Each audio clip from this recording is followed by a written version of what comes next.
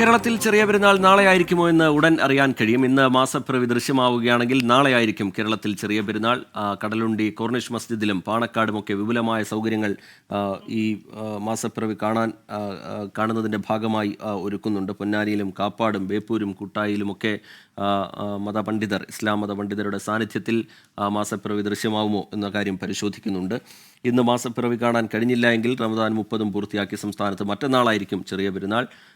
സ്നേഹത്തിൻ്റെയും സാഹോദര്യത്തിൻ്റെയും ഒക്കെ വലിയ സന്ദേശം പകർന്ന് ഉപവാസത്തിൻ്റെ പകലും ഉപാസനയുടെ രാവുമൊക്കെ പൂർത്തിയാക്കി അത് നിറഞ്ഞ നോമ്പുകാലം പൂർത്തിയാക്കിക്കൊണ്ട് ചെറിയ പെരുന്നാൾ നാളെയായിരിക്കുമോ എന്നുള്ള കാര്യം അറിയാൻ വേണ്ടി എല്ലാ വിശ്വാസികളും കാത്തിരിക്കുകയാണ്.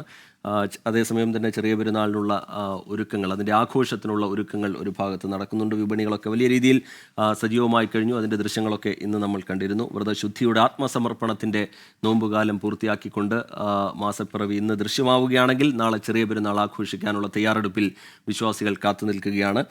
ടെലസ്കോപ്പ് സംവിധാനമടക്കം ഒരുക്കിക്കൊണ്ട് മാസപ്പിറവി ദൃശ്യമാവുമോ എന്ന കാര്യം പരിശോധിക്കുന്നുണ്ട്. ടെലസ്കോപ്പിൽ കണ്ടാൽ പോരാ, അത് നഗ്നനേത്രങ്ങൾ കൊണ്ട് തന്നെ ദൃശ്യമാവണം. അതിനുവേണ്ടി ഉള്ള കാത്തിരിപ്പിലാണ് വിശ്വാസികൾ ഉള്ളത്. പാണക്കാട്ട് നിന്ന് വിപിൻ സി വിജയൻ കൂടി ചേരുന്നുണ്ട് വിവരങ്ങളുമായി. വിപിൻ, അവിടെ നിന്ന് പങ്കുവയ്ക്കാൻ കഴിയുന്ന വിവരങ്ങൾ എങ്ങനെയാണ് വിപിൻ? രജിത, ചെറിയ പെരുന്നാളിൻ്റെ വലിയ സന്തോഷത്തിലേക്ക് ഇന്നുണ്ടാകുമോ എന്നുള്ളതാണ് ഏറ്റവും ആകാംക്ഷയോടെ കാത്തിരിക്കുന്നത്. അല്പസമയത്തിനകം തന്നെ അതിന് ഉത്തരം ലഭിക്കും. മാസപ്പിറ കാണുമോ എന്നുള്ള ആകാംക്ഷയാണ് എല്ലായിടത്തും. അങ്ങനെ കാണുകയാണെങ്കിൽ കാസിമാർ അത് പാണക്കാട് തങ്ങളുമായി കൂടിയാലോചിച്ച് അതിൽ അവരുടെ ഒരു പ്രഖ്യാപനം ഉണ്ടാകും. അല്പസമയത്തിനകം തന്നെ അതിലൊരു തീരുമാനം ഉണ്ടാകും എന്നുള്ളതാണ്. പാണക്കാട് വീട്ടിലാണ് ഞാൻ നിൽക്കുന്നത്. ഇവിടെ ഇപ്പോൾ ഒരു നോമ്പുതുറ കഴിഞ്ഞതേ ഉള്ളൂ. ഒരു നോമ്പുതുറയിൽ ഇപ്പോൾ ടി എൻ പ്രതാപൻ ഉൾപ്പെടെയുള്ളവർ പങ്കെടുത്തു എന്നുള്ളത് കൂടിയുണ്ട്. അദ്ദേഹം എല്ലാ നോമ്പ് കാലത്തും എല്ലാ നോമ്പും പൂർത്തിയായിരിക്കുന്നതാണ്. ഒപ്പം തന്നെ അതിലെ ഒരു നോമ്പ് ഇവിടെ വന്ന് എടുക്കുന്നത് കൂടിയാണ്. അദ്ദേഹം കൂടെ ചേരുകയാണിപ്പോൾ, അല്ലേ? ഞാനൊരു 40 വർഷം എടുത്ത നോമ്പും കളയാറില്ല. തിരുവോണ നാളിൽ നോമ്പ് വരുന്ന ദിവസം മാത്രമേ അത് നഷ്ടപ്പെടുത്താറുള്ളൂ. പിന്നെ ഷിയാബ്തങ്ങളുടെ കാലം മുതൽ ഒരു നോമ്പ് ഞാൻ ഇവിടെ പാണക്കാട് വരാറുണ്ട്. ഷിയാബ്തങ്ങളുടെ കാലം മുതൽ എൻ്റെ നാട്ടിലുള്ള CA മുഹമ്മദ് റഷീദും ഞങ്ങളും കൂടെ ഒരുമിച്ച് കൂടെ വരും. ഈ വർഷം ഇന്ന് ഒരു വർഷത്തെ അവസാനത്തെ റമദാനിലെ നോമ്പവനടിയുണ്ട്. ഇന്ന് വന്ന് സദിഖലി തങ്ങളുടെ കൂടെ നോമ്പ് തുറക്കാൻ അവസരമുണ്ടായി. ഞാനത് വലിയൊരു ചാരിതാർത്ഥ്യമായിട്ട് കാണുകയാണ്. അതെ, അപ്പോൾ ഇന്നിപ്പോൾ ഈ പറഞ്ഞതുപോലെ തന്നെ അവസാനത്തെ നോമ്പായിരിക്കുമോ എന്നുള്ളൊരു ആകാംക്ഷ നിൽക്കുന്നുണ്ട്. ഈ ഒരു മാസം ഇപ്പോൾ മലപ്പുറത്തേക്ക് സംബന്ധിച്ച് വലിയ രീതിയിലുള്ള ആചാര അനുഷ്ഠാനങ്ങളോട് അത്രയും ഒപ്പം നിൽക്കുകയായിരുന്നു. ഒപ്പം തന്നെ ഈദ്ഗാഹുകൾ ഒക്കെ നാളത്തേക്കുള്ള എല്ലാ ഒരുക്കങ്ങളും ഇതിനോടകം തന്നെ പൂർത്തീകരിച്ചു കഴിഞ്ഞു.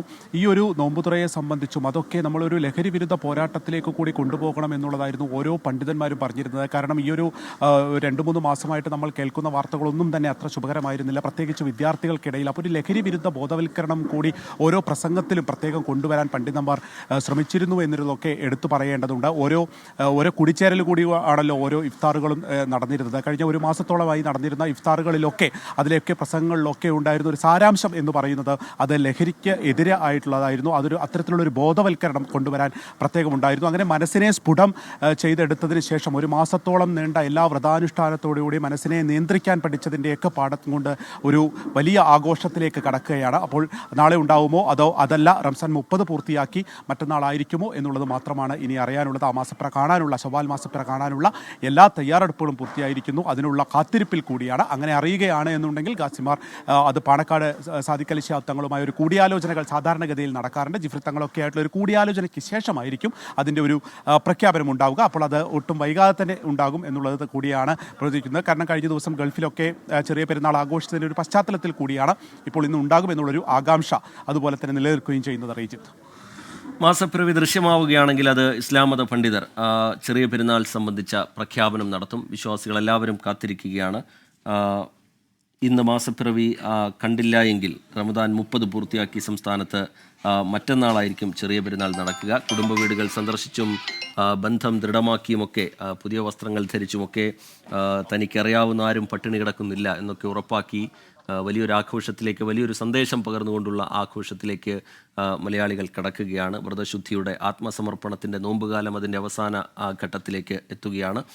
മാസപ്പിറവി ദൃശ്യമാവുകയാണെങ്കിൽ, ഇന്ന് മാസപ്പിറവി ദൃശ്യമാവുകയാണെങ്കിൽ നാളെ സംസ്ഥാനത്ത് ചെറിയ പെരുന്നാളായിരിക്കും.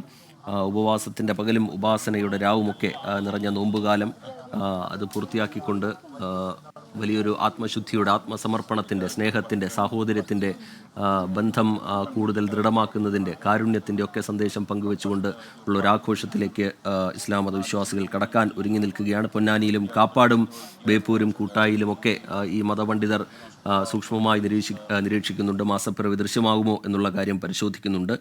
നഗ്നനേത്രങ്ങൾ കൊണ്ട് മാസപ്പിറവി ദൃശ്യമാവുന്ന ഘട്ടത്തിലാണ് അത് സംബന്ധിച്ചുള്ള പ്രഖ്യാപനത്തിലേക്ക് ഇസ്ലാം മത പണ്ഡിതർ കടക്കുക.